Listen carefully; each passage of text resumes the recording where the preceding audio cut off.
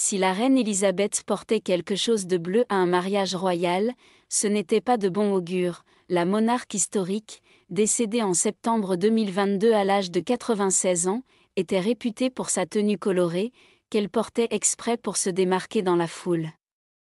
Même si cela s'est avéré être de mauvais augure, la reine a semblé privilégier la couleur bleue lorsqu'elle a assisté au mariage d'un proche parent.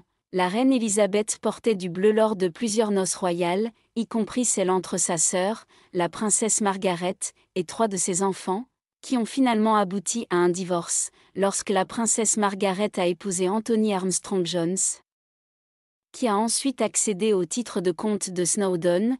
La coïncidence s'est produite pour la première fois en 1960. La robe bleue portée par la reine Élisabeth a été créée par Norman Hartnell, qui a également créé la robe de mariée royale et de nombreuses autres tenues au fil des ans.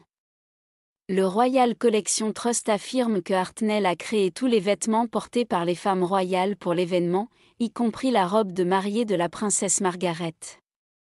Le mariage a marqué un tournant dans le protocole de la robe royale car c'était la dernière fois que des membres de la famille royale portaient une robe de jour longue pour un mariage familial, a déclaré le Royal Collection Trust.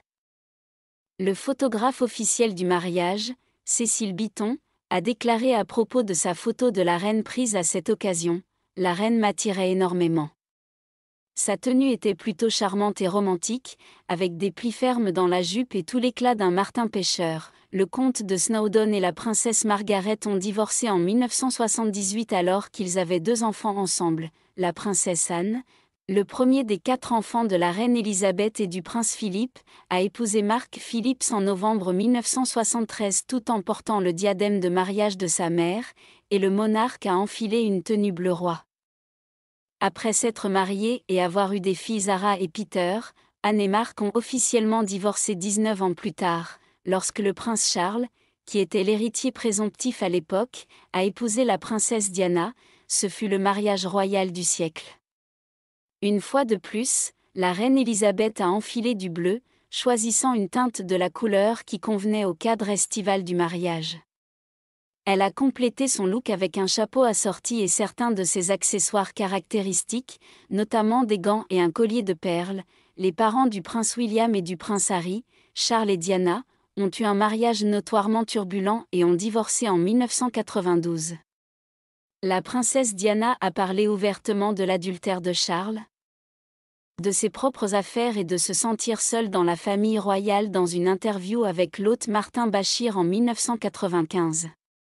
Elle a évoqué la liaison de son mari avec Camilla lorsqu'elle a plaisanté: « Nous étions 3 dans ce mariage, donc c'était un peu bondé. » Dans son passage le plus cité, la reine a écrit à Charles et Diana un mois plus tard pour les encourager à demander le divorce. Juste un an avant le décès de Diana, en 1996, ils ont conclu un accord de divorce, lorsque la reine Élisabeth a enfilé une robe pervenche pour le mariage de son 2e fils en 1986, les présages bleus ont persisté. Le prince Andrew et Sarah Ferguson se sont mariés, malgré le divorce en 1996. Le couple est resté des amis proches et des coparents avec les princesses Béatrice et Eugénie.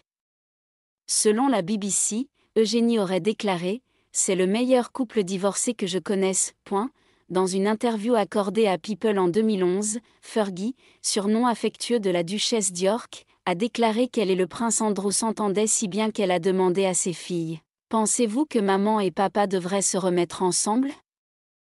Fantastique juste la façon dont vous êtes, c'est bon. »